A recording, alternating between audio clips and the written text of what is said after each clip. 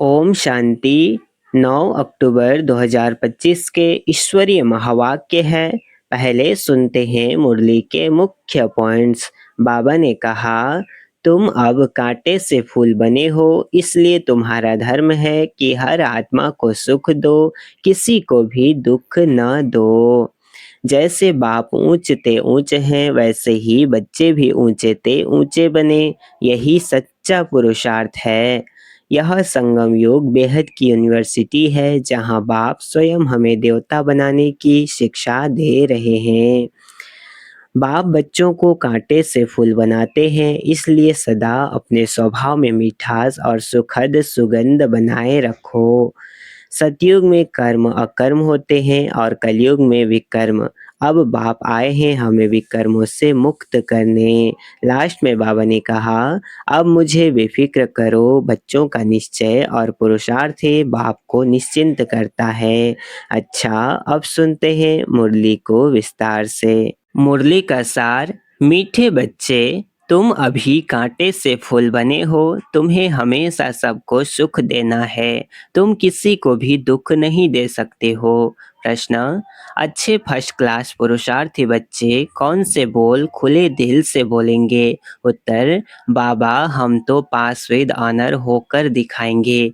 आप बेफिक्र रहो, उनका रजिस्टर भी अच्छा होगा। उनके मुख से कभी भी यह बोल नहीं निकलेंगे कि अभी तो हम पुरुषार्थी हैं।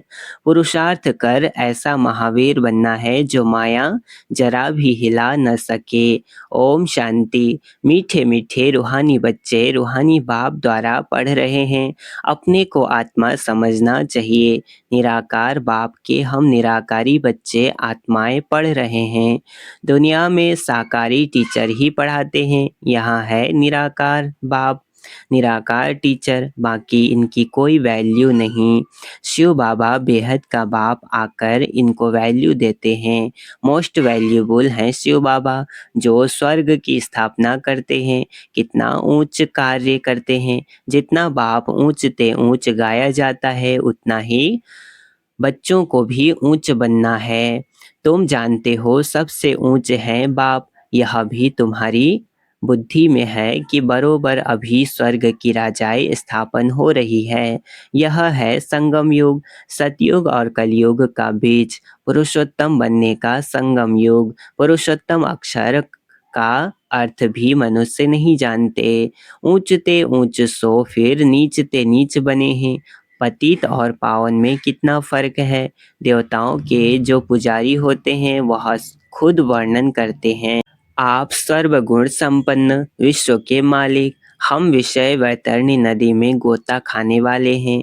कहने मात्र सिर्फ कहते हैं, समझते थोड़े ही हैं। ड्रामा विचित्र वंडरफुल है। ऐसी ऐसी बातें तुम कल्प कल्प सुनते हो। बाप आकर समझाते हैं। जितना बाप के साथ पूरा लव है, उनको बहुत कशिश होती है। अब आत्मा बाप को कैसे मिले? मिलना होता है साकार में। निराकारी दुनिया में तो कशिश की बात ही नहीं। वहाँ तो है ही सब पवित्र, कट निकली हुई है। कशिश की बात नहीं, लव की बात यहाँ होती है। ऐसे बाबा को तो एकदम पकड़ लो। बाबा आप तो कमाल करते हो। आप हमारी जीवन ऐसी बनाते हो। बहुत लव चाहिए। लव क्यों नहीं है? क्योंकि कट चढ़ी हुई है। याद की यात्रा के सिवाय कट निकलेगी नहीं। इतने लवली नहीं बनते हैं। तुम फूलों को तो यहाँ ही खिलना है, फूल बनना है, तब फिर वहाँ जन्म जन्मांतर फूल बनते हो। कितनी खुशी होनी चाहिए। हम कांटे से फूल बन रहे हैं। फूल हमेशा सबको सुख देते हैं। फूल को सब अपनी आँखों पर रखते हैं, उनसे खुशबू लेते हैं। फूलों का इत्र बनाते हैं, गुलाब का जल बनाते हैं। बाप तुमको कांटों से फूल बनाते हैं, तो तुम बच्चों को खुशी क्यों नहीं होती है? बाबा तो वंडर खाते हैं। शिव बाबा हमको स्वर्ग का फूल बनाते हैं। फूल भी पुरानी होती है तो फिर एकदम मुरझा जाता है। तुम्हारी बुद्धि में है अभी हम मनुष्य से देवता बनते हैं। तमो प्रधान मनुष्य और सतो प्रधान देवताओं में कितना फर्क है, यह भी सिवाय बाप के और कोई समझा न सके। तुम जानते हो हम देवता बनने के लिए पढ़ रहे हैं। पढ़ाई में नशा रहता है ना। तुम भी समझते हो हम बाबा द्वारा पढ़कर विश्व के मालिक बनते हैं। तुम्हारी पढ़ाई है फॉर फ्यूचर, फ्यूचर के लिए है ना। फ्यूचर के लिए पढ़ाई कब सुनी है? तुम भी तुम ही कहते हो हम पढ़ते हैं नई दुनिया के लिए, नए जन्म के लिए। कर्म अकर्म विकर्म की गति भी बाप समझाते हैं। गीता में भी है, परंतु उनका अर्थ गीता वालों को थोड़े ही आता है। अभी बाप द्वारा तुमने जाना है कि सतयुग में कर्म अकर्म हो जाते हैं, फिर रावण राज्य में कर्म विकर्म होना शुरू होते हैं। 63 जन्म तुम ऐसे कर्म करते आए हो। विकर्मों का बोझा सिर पर बहुत है। सब पाप आत्माएं बन गए हैं। अब वह पास्ट के विकर्म कैसे कटेंगे? तुम जानते हो पहले सतो प्रधान थे, फिर 84 जन्म लेते हैं। बाप ने ड्रामा की पहचान दी है। जो पहले पहले आएंगे, पहले पहले जिनका राज्य होगा, वही 84 जन्म लेंगे। फिर बाप आकर राज्य भाग्य देगा। अभी तुम राज्य ले रहे हो। समझते हो हमने कैसे 84 का चक्र लगाया है। अब फिर पवित्र बनना है। बाबा को याद करते करते आत्मा पवित्र हो जाएगी। फिर यह पुराना शरीर खत्म हो जाएगा। बच्चों को अपार खुशी होनी चाहिए। यह महिमा तो कभी भी कहाँ नहीं सुनी है कि बाप बाप भी है, टीचर भी है, गुरु भी है। सो भी तीनों ही ऊंचते ऊंच हैं। सत बाप, सत टीचर, सत गुरु तीनों एक ही हैं। ऐसी बातें कभी कहीं भी नहीं सुना है ना। अभी तुमको भासना आती है बाबा जो ज्ञान का सागर हैं, सभी आत्माओं का बाप हैं, वह हमको पढ़ा रहे हैं, युक्ति रच रहे हैं। मैगजीन में भी अच्छी अच्छी पॉइंट्स निकलती रहती है। हो सकता है रंगीन चित्रों की भी मैगजीन निकले। सिर्फ अक्षर छोटे छोटे हो जाते हैं। चित्र तो बने हुए हैं, कहाँ भी कोई बना सकते हैं। ऊपर से लेकर हर एक चित्र का ऑक्यूपेशन तुम जानते हो। शिव बाबा का भी ऑक्यूपेशन तुम जानते हो। बच्चे बाप का ऑक्यूपेशन जरूर बाप द्वारा ही जानेंगे ना। तुम कुछ भी नहीं जानते थे। छोटे बच्चे पढ़ाई से क्या जाने, 5 वर्ष के बाद पढ़ना शुरू करते हैं। फिर पढ़ते पढ़ते कई वर्ष लग जाते हैं ऊंच इम्तहान पास करने में। तुम हो कितने साधारण और बनते क्या हो विश्व के मालिक। तुम्हारा कितना श्रृंगार होगा। गोल्डन स्पून इन माउथ, वहाँ का तो गायन ही है। अभी भी कोई अच्छे बच्चे शरीर छोड़ते हैं तो बहुत अच्छे घर में जन्म लेते हैं, तो गोल्डन स्पून इन माउथ मिलता है। इन एडवांस तो जाएंगे ना कोई पास, है ना। इन एडवांस तो जाएंगे ना कोई के पास। निर्विकारी के पास तो पहले पहले जन्म श्री कृष्ण को ही लेना है। बाकी तो जो भी जाएंगे वह विकारी पास ही जन्म लेंगे, है ना। इस जन्म में तो कहीं भी जाना होगा तो विकारी ही होंगे, परंतु गर्भ में इतनी सजाएं नहीं भोगेंगे, है ना। जो अच्छी आत्माएं होती हैं, जो पुण्य आत्माएं होती हैं, बड़े बड़े अच्छे घर में जन्म लेंगे। सजाएं तो कट गई, बाकी करके थोड़ी होंगी। इतना दुख नहीं होगा। आगे चल देखना तुम्हारे पास बड़े बड़े घर के बच्चे प्रिंस प्रिंसेस कैसे आते हैं। बाप तुम्हारी कितनी महिमा करते हैं। तुमको हम अपने से भी ऊंच बनाता हूँ। जैसे कोई लौकिक बाप बच्चों को सुखी बनाते हैं। 60 वर्ष हुए बस खुद वानप्रस्थ में चले जाते हैं, भक्ति में लग जाते हैं। ज्ञान तो कोई दे न सके। ज्ञान से सर्व की सद्गति मैं करता हूँ। तुम्हारे निमित्त सबका कल्याण हो जाता है, क्योंकि तुम्हारे लिए जरूर नई दुनिया चाहिए। तुम कितने खुश होते हो। अब वेजिटेरियन की कॉन्फ्रेंस में भी तुम बच्चों को निमंत्रण मिला हुआ है। बाबा तो कहते रहते हैं हिम्मत करो, दिल्ली जैसे शहर में तो एकदम आवाज़ फैल जाए। दुनिया में अंधश्रद्धा की भक्ति बहुत है।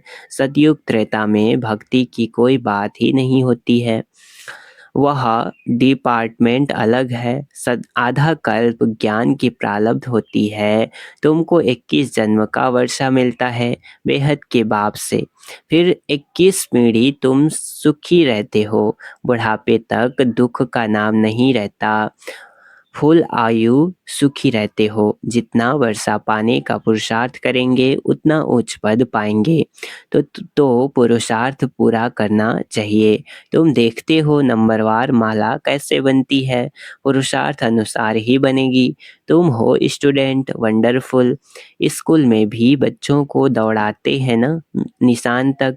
बाबा भी कहते हैं तुमको निशान तक दौड़कर फिर यहाँ ही आना है। याद की यात्रा से तुम दौड़कर जाओ फिर तुम नंबर 1 में आ जाएंगे। मुख्य है याद की यात्रा। कहते हैं बाबा हम भूल जाते हैं। अरे बाप इतना तुमको विश्व का मालिक बनाते हैं उनको तुम भूल जाते हो। भल तूफान तो आएंगे बाप हिम्मत दिलाएंगे ना। साथ साथ कहते हैं यह युद्ध स्थल है। युधिष्ठिर भी वास्तव में बाप को कहना चाहिए जो युद्ध सिखलाते हैं। युधिष्ठिर बाप तुमको सिखलाते हैं। माया से तुम युद्ध कैसे कर सकते हो, है ना। युद्ध करना भी बाबा ही सिखाते हैं। इस समय युद्ध का मैदान है ना। बाप कहते हैं काम महाशत्रु है उन पर जीतने से तुम जगत जीत बनेंगे। तुमको मुख से कुछ भी जपना करना नहीं है, चुप रहना है। भक्ति मार्ग में कितनी मेहनत करते हैं, अंदर राम राम जपते हैं। उनको ही कहा जाता है नौदा नौधा भक्ति। तुम जानते हो बाबा हमको अपनी माला का बना रहे हैं। तुम रुद्रमाला के मड़के बनने वाले हो जिसको फिर पूजेंगे। रुद्रमाला और रुंडमाला बन रही है। विष्णु की माला को रुंडमाला कहा जाता है और शिव की माला को रुद्रमाला कहा जाता है ना। तुम विष्णु के गले का हार बनते हो। कैसे बनेंगे, जब दौड़ी में बिन विन करेंगे, है ना, जीतेंगे। बाप को याद करना है और 84 के चक्र को जानना है। बाप की याद से ही विकर्म विनाश होंगे। तुम कैसे लाइट हाउस हो, एक आंख में मुक्ति धाम और एक आंख में जीवन मुक्ति धाम। इस चक्र को जानने से तुम चक्रवर्ती राजा सुखधाम के मालिक बन जाएंगे। तुम्हारी आत्मा कहती है अभी हम आत्माएं जाएंगे अपने घर। घर को याद करते करते जाएंगे। यह है याद की यात्रा। तुम्हारी यात्रा देखो कैसी फर्स्ट क्लास है। बाबा जानते हैं हम ऐसे बैठे बैठे क्षीर सागर में जाएंगे, है ना। सतयुग क्षीर सागर है ना। विष्णु को क्षीर सागर में दिखाते हैं ना। बाप को याद करते करते क्षीर सागर में चले जाएंगे। क्षीर सागर अभी तो है नहीं। जिन्होंने तालाब बनाया है जरूर क्षीर डाला होगा। आगे तो क्षीर यानी दूध बहुत सस्ता था। मतलब वहाँ अथाह था, इसका मतलब यह है कोई सागर तो बनता नहीं है ना। 1 पैसे का लोटा भरकर आता था। तो क्यों नहीं तालाब भरता होगा। अभी तो क्षीर है कहाँ, है ना। पानी ही पानी हो गया है। बाबा ने नेपाल में देखा है बहुत बड़ा विष्णु का चित्र है, सांवरा ही बनाया है। अभी तुम विष्णुपुरी के मालिक बन रहे हो याद की यात्रा से और स्वदर्शन चक्र फिराने से। दैवी गुण भी यहाँ धारण करने हैं। यह है पुरुषोत्तम संगम युग। पढ़ते पढ़ते तुम पुरुषोत्तम बन जाएंगे। आत्मा का कनिष्ठपना छूट